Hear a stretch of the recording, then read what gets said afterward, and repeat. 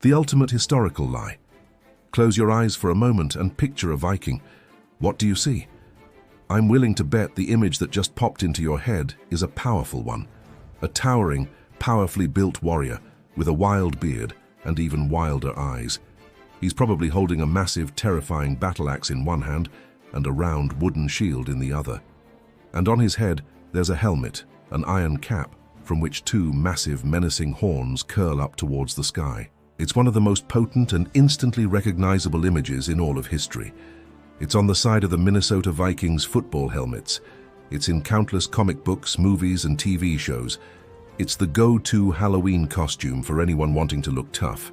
It is the absolute undeniable symbol of the Viking Age. There's just one tiny, insignificant problem with this image. It's a complete and total lie. Vikings never, ever wore horned helmets. Let me say that again. They never wore them, not once. Not a single helmet with horns has ever been found in a Viking grave, or at a Viking Age settlement, or at a Viking Age battlefield. There are no contemporary descriptions of them wearing horns. The entire image of the horn-helmed Norseman is a fiction, a grand and epic historical misunderstanding that has been passed down for generations. So, if this iconic image is a complete fabrication, it raises two huge questions. First, where on earth did this crazy idea come from?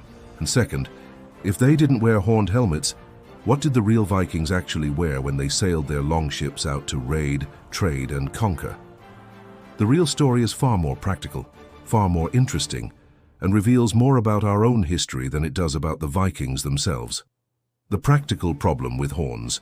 Before we even dive into the archaeology, it's worth taking a moment to think about the horned helmet from a purely practical, common-sense perspective. The Vikings were many things: raiders, traders, explorers, farmers, but above all they were pragmatic and brutally efficient warriors. Their equipment was designed with one purpose in mind: to be effective in the chaos of close-quarters combat. And a horned helmet is, to put it mildly, an incredibly stupid piece of combat equipment. Imagine you're in a shield wall, packed shoulder to shoulder with your fellow warriors. You need to be able to move your head freely to watch for incoming attacks from spears, swords, and axes. Now imagine doing that with two giant heavy horns sticking out of the sides of your head. They would get tangled up with your comrades' shields and weapons. They would dramatically increase the weight of the helmet, causing immense strain on your neck. Now imagine you're fighting in a forest, or trying to move quickly through the dense rigging of a longship. The horns would snag on every branch and every rope. But the biggest problem is what would happen when an enemy actually tried to hit you in the head. A good helmet is designed to be smooth and curved, to make a sword or axe blow glance off and slide away harmlessly. Horns do the exact opposite. They act as perfect stoppers, catching the force of an incoming blow and transferring the entire undeflected impact directly into your head and neck. An enemy could even theoretically grab onto one of the horns and wrench your head around, breaking your neck or throwing you off balance. From a tactical and engineering standpoint, putting horns on a combat helmet is a catastrophic design flaw. The Vikings were far too smart and far too practical to have ever used something so ridiculous. The real Viking warrior. So, if the horned helmet is a myth, what did a real Viking warrior look like? The answer, pieced together from archaeology and historical texts, is much more sober but no less formidable. The rarity of armor. The first and most important thing to understand is that the stereotypical image of a Viking army, with every man clad in iron from head to toe, is also a fantasy. Iron was an incredibly valuable and labor-intensive commodity in the Viking Age. A full suit of armor and a helmet would have been astronomically expensive. Only a professional warrior, a king's personal guard, huskarl, or a wealthy chieftain, jarl, could have afforded such a kit. The average Viking who went a Viking in the summer was not a professional soldier. He was a farmer, a fisherman, or a craftsman. He likely went into battle with no specialized armor at all, fighting in his everyday woolen tunic and trousers. His primary piece of protection would have been his shield. The Viking shield was a large round piece of wood, often covered in leather, with a central iron grip protected by a dome of iron called a shield boss. This was his main defense. For body armor, the most common form would have been a thick padded leather or textile jacket called a gambeson. This offered decent protection against cuts and blunt force trauma. The most famous piece of Viking armor, the chainmail shirt or byrnie, was the absolute pinnacle of defensive technology, and it was exceedingly rare. A single mail shirt was composed of thousands of individual iron rings, each one forged, drawn into a wire, coiled, cut, and then riveted shut by hand. It was an unbelievably time-consuming and expensive process. A good mail shirt was worth more than a small farm and would have been a treasured heirloom passed down from father to son. The one true Viking helmet. This same rule of rarity applies to helmets. While they were more common than mail shirts, they were still the property of the wealthy warrior class. Most Vikings likely fought with no head protection at all, but for those who could afford one, we know exactly what they looked like because archaeologists have found one. And it is a spectacular artifact. This is the Geirmundbu helmet, and it is the one and only complete Viking Age helmet ever discovered. It was found in 1943 in a rich chieftain's grave in Geirmundbu, Norway, alongside a sword, a spear, and a mail shirt. It dates to the 10th century, the heart of the Viking Age. And as you can see, there are absolutely no horns. What you see instead is a masterpiece of practical, functional design. It's a type of helmet known as a spangenhelm, constructed from 4 interlocking iron plates that are riveted together to form a rounded skull cap. It has a distinctive spectacle guard that protects the eyes and nose, giving the wearer a somewhat intimidating, owl-like appearance. It might have also had a mail curtain or aventail hanging from the back to protect the neck. The Geirmundbu helmet is simple, elegant, and brutally effective. Its rounded shape is designed to do one thing: deflect blows. There is nothing on it to catch a weapon. This helmet is the face of a real Viking warrior. While it's the only complete one, fragments of other helmets have been found, and they all follow this same basic horn-free design. Depictions of warriors in Viking Age art, like on runestones or the famous Oseberg tapestry, also show them wearing simple, conical or rounded helmets, never with horns. The archaeological and historical record is completely unanimous. The real Vikings were practical, efficient fighters, and their gear reflected that. So if the evidence is so clear, where did the lie come from? The birth of a myth. The story of how the Viking got his horns is a fascinating historical detective story. It's a journey that takes us back thousands of years before the Vikings and then forward to the opera houses and art salons of 19th century Europe. The ancient red herrings. Interestingly, there have been real ancient horned helmets found in Scandinavia. The most famous are the Växjö helmets, 2 magnificent bronze helmets discovered in a bog in Denmark. They are beautifully crafted and feature large curving horns, somewhat like those of a bull. However, these helmets have absolutely nothing to do with the Vikings. They date to the Nordic Bronze Age, around 900 BC. That's nearly 2,000 years before the Viking Age even began. These were almost certainly not combat helmets. They were heavy, ornate, and likely used in religious ceremonies by Bronze Age priests.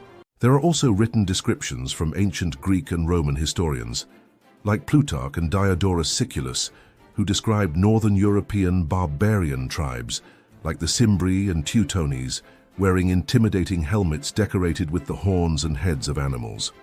Again, these tribes existed centuries before the Vikings, and while the description is fascinating, it doesn't apply to the people of the Viking Age. These ancient examples created a faint background association between northern European warriors and horned helmets, but they are not the direct source of our modern myth. The Romantic rediscovery. The real birth of the myth began in the early 19th century. This was the era of national romanticism, a cultural and artistic movement that swept across Europe. As nations began to form their modern identities, they looked back into their own deep pasts to find heroic origin stories. In Scandinavian countries like Sweden and Denmark, and also in Germany, artists, poets, and historians became fascinated with the Vikings. They were rediscovered and reimagined as heroic, noble, and fiercely independent ancestors. This Viking revival produced a huge amount of art and literature. In the 1820s, the influential Swedish artist Frans August Malmström was commissioned to create illustrations for a new edition of a legendary Icelandic saga, Frithiof's Saga.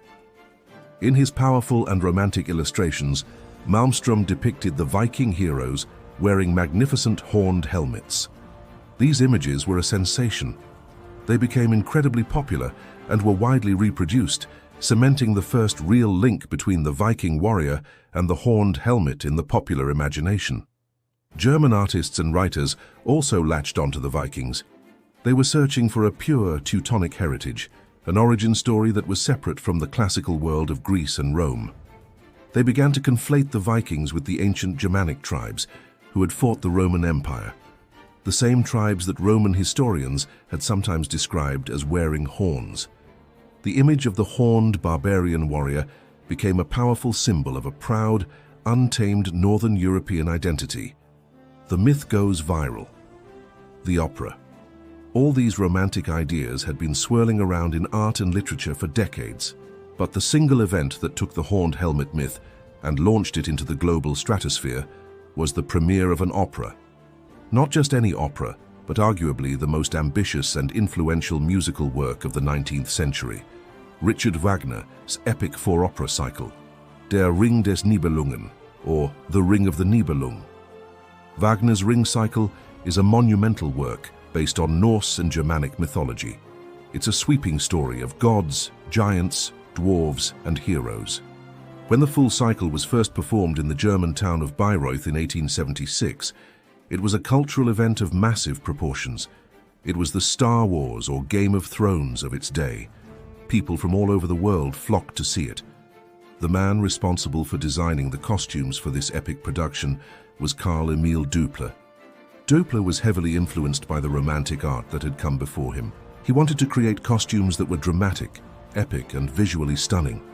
For his Norse gods and legendary heroes, he designed spectacular outfits, and for many of the male characters, especially the villains and more brutish warriors, he created the iconic horned helmets. The image of these powerful, larger-than-life Wagnerian singers, belting out some of the most dramatic music ever written, while wearing magnificent horned and winged helmets, was seared into the public consciousness. The opera was a global phenomenon. Its stories, its music, and most importantly its visuals were reproduced in newspapers, magazines, and books everywhere. The image of the horned helmeted opera singer became indelibly fused with the image of the ancient Norseman and the Viking. The link was now unbreakable. The lie, born in the imagination of romantic artists and brought to life on the opera stage, had become a pop culture fact. Why the myth endures more than 140 years have passed since Wagner's opera first cemented this myth in place. In that time, archaeology has proven beyond any doubt that it's false. So why does the image of the horned Viking warrior persist so stubbornly? The first reason is simple. It's an incredibly powerful image. From a purely visual and dramatic standpoint, the horned helmet is fantastic. It's intimidating, it's memorable, and it's instantly recognizable. A simple, historically accurate conical helmet like the Geirmundur helmet just doesn't have the same visual punch. It doesn't scream Viking in the way the fictional one does. The myth is, frankly, better branding than the reality. After Wagner, the image simply took on a life of its own. In the late 19th and early 20th centuries, as advertising, cartoons, and silent films began to emerge, artists and creators needed a quick and easy visual shorthand for Viking. They all reached for the most famous and dramatic image they knew, the horned helmet from the opera. This created a self-perpetuating cycle. Every new depiction reinforced the myth. The most significant reinforcement in modern American culture came in 1961 with the founding of the Minnesota Vikings NFL team. The team's logo, featuring a stoic Norseman with a braided beard and a purple helmet sporting two white horns, became one of the most famous logos in all of sports. For millions of Americans, this logo solidified the horned helmet as a symbol not just of Vikings, but of Scandinavian American pride and sporting prowess. In recent years, the tide has slowly begun to turn. A new generation of historians, archaeologists, and dedicated historical reenactment groups have worked tirelessly to promote a more accurate picture of the Viking Age. Popular media has also started to catch up. Ambitious TV shows like Vikings and The Last Kingdom, while still heavily dramatized, have made a concerted and laudable effort to depict more historically accurate armor weapons and helmets, introducing a wide audience to the real horn-free look of the Viking warrior. The story of the horned helmet is a fascinating case study in how our popular understanding of history is created. It tells us very little about the actual lives of Norsemen in the 9th century, but it tells us a great deal about the hopes, dreams and artistic license of the 19th century romantics who rediscovered them, and the 20th century pop culture that simplified and sensationalized them.